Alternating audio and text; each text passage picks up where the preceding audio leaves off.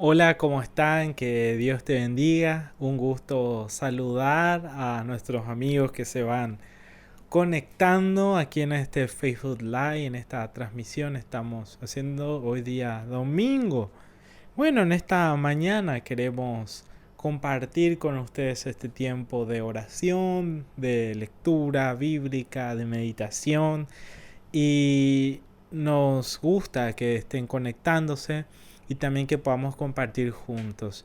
Me alegra poder ver a la iglesia seguir adelante igual en tiempo de crisis. Hay mucha gente que se está moviendo. La solidaridad de nuestro país está abundando igual en los momentos difíciles. Esto está sacando en nosotros lo mejor. Y bueno, quiero saludar primeramente a nuestra iglesia Reino del Cielo que nos está mirando y también a todos nuestros amigos, a la iglesia en todo el país y en el mundo. Me gustaría orar con ustedes, que puedas llamar a tu familia o a la gente que está ahí en tu casa desde la computadora, el celular o la televisión, que puedas vernos, que puedas evitar otras cosas que te están distrayendo y que podamos compartir juntos. Vamos a orar en esta mañana. Señor, te damos gracias por este tiempo. Te pedimos que tu palabra pueda hablarnos al corazón. Queremos escuchar tu voz y queremos poder oír tu voz hoy para poder obedecerte. En el nombre de Jesús. Amén. Amén. El domingo pasado estuvimos hablando sobre Apocalipsis y empezamos viendo el capítulo 1 y hoy quisiera seguir con ustedes analizando estos pasajes en el capítulo 2. Apocalipsis capítulo 2, vamos a leer del versículo 8 al versículo 11. Ciertamente, el libro de Apocalipsis es un libro que da mucho que hablar. ¿Cuánto se ha dicho sobre el Apocalipsis? Tanto en la literatura se han escrito muchos libros, en el cine vemos películas inclusive post-apocalípticas, canciones, en el arte en general. Y hay una cuestión en el corazón humano, la curiosidad. Todos tienen ciertamente esa curiosidad de querer saber qué se viene más adelante. Y por eso vemos este interés de la gente hacia el libro de Apocalipsis. Hay mucha gente que tiene miedo al libro de Apocalipsis. Pero la palabra Apocalipsis significa revelación. No es otra cosa que se ha corrido el velo. El velo. Y entonces cuando se corre el velo se puede ver lo que estaba detrás, lo que estaba oculto, lo que no se sabía, y ahora lo que se sabe que ha de pasar. Esta serie que llamamos en Apocalipsis, lo llamamos serie Apocalipsis, la revelación y la esperanza, porque ver lo que dice la Escritura sobre el final de los tiempos no debe darnos temor, no debe darnos miedo, sino que debe darnos esperanza, porque a los que conocemos la historia en Apocalipsis sobre las profecías del final de los tiempos, esto nos da una esperanza de que el Señor Jesús finalmente reina, que Él está sentado a la diestra de Dios Padre, que Él tiene el control absoluto de todo, que su soberanía y su poder siguen manifiestos ciertamente aquí en la tierra como en los cielos y que Él vuelve por nosotros. Me gustaría poder leer con ustedes en Apocalipsis 2:8, cuando el autor de Apocalipsis escribe el mensaje a las 7 iglesias y vimos el domingo pasado a la primera iglesia del versículo 1 al 7, a la iglesia de Éfeso, que era un llamado al arrepentimiento, de que esta iglesia había hecho mucho, había sufrido, tenía paciencia, era perseverante, pero necesitaba volver a las primeras obras. Y hoy tenemos a la iglesia de Esmirna. Esmirna tiene una cualidad muy peculiar porque le da un mensaje específico sobre lo que iba a pasar en esta iglesia los próximos días. Y yo creo que en medio de la incertidumbre, de la confusión, la Biblia nos puede orientar, puede ser una guía para nuestra vida sobre lo que ha de pasar también en nuestro tiempo. En el versículo 8 dice: y escribe al ángel de la iglesia en Esmirna, el primero y el postrero, que estuvo muerto y vivió, dice esto.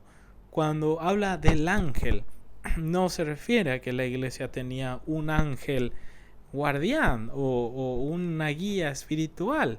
No hay un intermediario entre Dios y su iglesia, sino que la palabra ángeles o ángel en el griego, ángelos, es mensajero. Entonces, al mensajero a esta iglesia probablemente era el pastor o el líder o los ancianos que estaban ahí. Y cuando escribe esta carta para los líderes de la iglesia de Esmirna, ¿quién escribe la carta? Nosotros diríamos, ¿quién la envía? Envía, dice, el primero y el postrero. El que estuvo muerto y vivió, dice esto. O sea, la carta viene de parte del Señor, representado en la figura de Jesucristo, que él dice quién ya estuvo antes de inclusive la iglesia de Esmirna, antes que todos, y que aún está cuando todas las cosas han de acabar. Viene una palabra de parte de Dios para ellos. En el versículo 9 dice: yo conozco tus obras y tu tribulación y tu pobreza, pero tú eres rico, y la blasfemia de los que dicen ser judíos y no lo son, sino sinagoga de Satanás. No temas en nada de lo que vas a padecer. He aquí el diablo echará a algunos de vosotros en la cárcel, para que seáis probados, y tendréis tribulación por 10 días. Sé fiel hasta la muerte, y yo te daré la corona de la vida. El que tiene oído, oiga lo que el Espíritu dice a las iglesias. El que venciere no sufrirá daño en la segunda muerte. ¿Qué es lo que dice el texto bíblico aquí? ¿Y qué es lo que está pasando en este texto? En el versículo 9, él dice: yo conozco tus obras, las obras que hacía la iglesia, cómo era la iglesia, y tu tribulación. Significa que ellos en ese momento ya tenían una tribulación, ya tenían problemas que como iglesia estaban enfrentando, que como comunidad de fe estaban lidiando. Y tu pobreza, pero tú eres rico. O sea, no necesariamente estamos hablando de una pobreza económica, sino que está hablando justamente de la pobreza espiritual que estaba teniendo esta iglesia, y encima ya estaba siendo atribulada, estaba pasando por momentos difíciles. Y una característica más en la iglesia de Esmirna es que, y la blasfemia de los que dicen ser judíos y no lo son, sino sinagoga de Satanás. Usa esta metáfora: la sinagoga es el lugar de reunión hasta hoy en día de los judíos, donde los judíos se reúnen para poder tener un tiempo donde expresan su fe. No es malo lo que señala acá que los judíos vayan a la sinagoga, ni tampoco el texto habla en contra de los judíos. El problema aquí en la iglesia de Esmirna es que entraron esta blasfemia de gente que decía ser judío y no lo son. Se refiere a los judaizantes. Los judaizantes eran ciertamente personas que eran antes judíos y ahora son cristianos, e intentan judaizar, traer las prácticas de los judíos, tanto la adoración excesiva a este pueblo, también sus prácticas, sus creencias, festejar las 7 fiestas judías. Todas estas cosas querían meter a la iglesia. Y Pablo habla muy claramente en su carta a los filipenses sobre los judaizantes, y también en Gálatas, lo cual él afirma: con Cristo basta, y que todo lo que nosotros tenemos es un regalo. La gracia es que recibimos aquellas cosas que no merecemos. No hicimos nada para merecer la vida eterna. Aceptamos el sacrificio que Cristo hizo por nosotros en la cruz, y por fe en su nombre somos salvos. No hay ningún mérito humano para poder llegar a tener eso. Y Pablo dice: Jesucristo es suficiente, y a lo cual el autor de Apocalipsis también reconoce que en Esmirna había esta blasfemia, ciertamente de judíos que en realidad no son judíos, pero que intentaban meter estas prácticas en la iglesia. Y la iglesia ya atribulada, ya en medio de esos problemas, y ahora tenía que lidiar con estos conflictos doctrinales. Y en el versículo 10 dicen: no temas en nada de lo que vas a padecer. Y el escritor de Apocalipsis ya le da un adelanto de que más cosas iban a pasar a esta iglesia. Yo creo que la iglesia de Esmirna es muy similar también a lo que nosotros estamos pasando, ya sea como iglesia local, iglesia nacional, regional, a nivel global. Estamos viviendo también una iglesia abatida, una iglesia que ya sufrió mucho, pero también la palabra les orientaba, les desafiaba a la iglesia de Esmirna que les dé fortaleza por lo que aún van a padecer. Si algo debe saber la iglesia es que aún va a padecer más. Ciertamente Dios está con nosotros, Dios nos ayuda, nos sustenta con la diestra de su justicia, dice su palabra. Pero aún vendrán cosas peores. Sin perder la desesperanza, pero la Biblia nos da cuestiones reales, no nos da un optimismo barato, una motivación momentánea, no nos da frases lindas de autoayuda, nos muestra la verdad, pero y que la verdad nos ayuda a superar las realidades y a poder vivir con aquello, y a poder aún creer y tener esperanza y tomar fuerza en Dios para poder salir mucho más adelante. ¿Qué podemos aprender y reflexionar en el versículo 11? Que les da una instrucción precisa a esta iglesia, la iglesia de Esmirna, y le dice que aquí el diablo echará a alguno de vosotros en la cárcel para que seáis probados y tendréis tribulación por 10 días. Muchos miembros de esta iglesia serían puestos en la cárcel por un periodo de 10 días. La iglesia iba a quedar en cierta manera amenazada, dividida, perjudicada.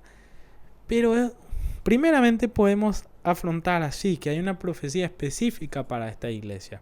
Nosotros no sabemos lo que va a pasar. La incertidumbre es una cuestión de la experiencia humana que nos desespera muchísimo porque queremos tener el control de todo. No sabemos lo que va a pasar. Hay mucha gente que se pregunta cómo va a llegar ahora esta semana entrante a fin de mes. Hay otras preguntas que piensa qué va a pasar en mi familia. Estamos pendientes de que no se enfermen nuestros familiares, nuestros amigos, personas en situación de riesgo. Pero lo que sí podemos saber y aprender de este ejemplo en la iglesia es que la iglesia siempre ha tenido tribulaciones. Y vemos que la iglesia ha crecido en tribulaciones, en persecución, en tiempos de enfermedad y de crisis. Nada de esas cosas puede detener que la palabra de Dios siga expandiéndose, porque ninguna de esas cosas nos han separado del amor de Dios. Y la palabra de Dios es superior a cualquiera de algunas de estas dificultades que podamos tener. Si alguien está viendo entonces este video y reflexiona y se siente afligido por todo eso, pueda descansar hoy en el Señor, llevar todo en oración y poner esas preocupaciones sin minimizar las cuestiones que estamos pasando. La palabra nos muestra que la iglesia siempre se ha desarrollado, ha crecido, no ha menguado en los momentos difíciles, sino que se ha multiplicado en todos los sentidos, y el proyecto de Dios no ha fracasado, sigue vigente, sigue creciendo.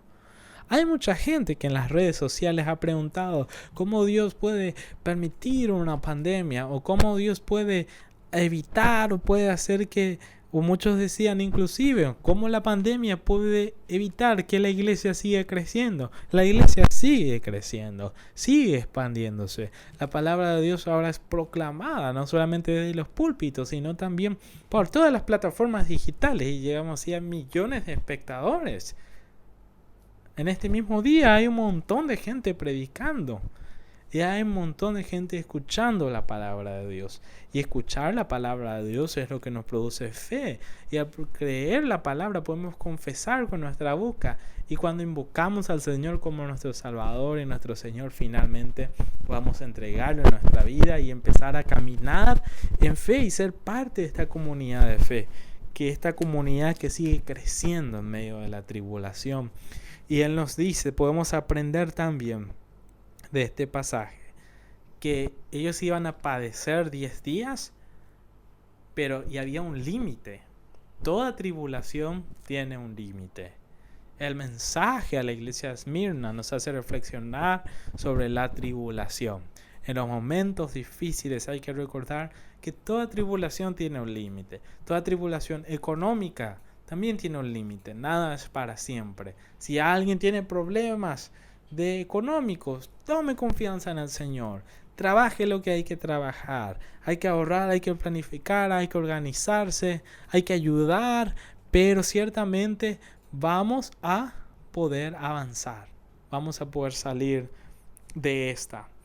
Y también nos hace mostrar que durante ese tiempo, ciertamente, esta tribulación iba a ser ejecutada, por decir así, de parte del enemigo.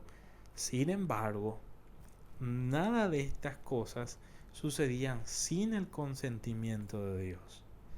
¿Qué significa? ¿Recuerdan cuando Job, que era un hombre justo, y perdió sus bienes, perdió su familia, perdió todo, y sus amigos trataban inclusive de cuestionar su fe? Pero esto ciertamente venía de parte del enemigo. Pero nada de esto había pasado sin una previa, en la historia, una previa conversación con el Señor. Lo mismo sucede con nosotros. Debemos entender que tanto el bien y tanto el mal están en las manos de Dios. Él reina sobre todo. Y ciertamente hay cosas que puedan venir de parte del enemigo hacia nuestra vida. No ignoramos las maquinaciones del enemigo. Sin embargo, sobre todo eso, Dios tiene el control. Dios puede enviar bien, Dios puede enviar mal, bendición y maldición. Y aún esta pandemia no lo ha enviado Satanás, sino que está y sucede en nuestra vida porque Dios lo ha determinado de esa manera. De la tribulación podemos aprender que hay un límite, que todas las cosas están en las manos de Dios. Y Él iba a echar a esta iglesia en tribulación, y también nos da el propósito que dice, para que seáis probados. La tribulación pone a prueba nuestras vidas. La tribulación pone a prueba nuestra fe. La tribulación pone a prueba la profundidad de nuestra relación con el Señor. Hay mucha gente que en esta cuarentena se siente vacío espiritualmente porque no tenía una relación cercana con el Señor, un tiempo de oración, de lectura de la palabra, y solamente vivía respirando oxígeno de la reunión del domingo. Y cuando de repente ese espacio se dificulta, porque sabemos que estos canales en las plataformas digitales son de mucha bendición, pero no pueden sustituir el encuentro, la reunión personal, la experiencia vivencial de estar todos juntos, alabando al Señor, como queremos estar nuevamente muy prontos, y no saben, se sienten vacíos.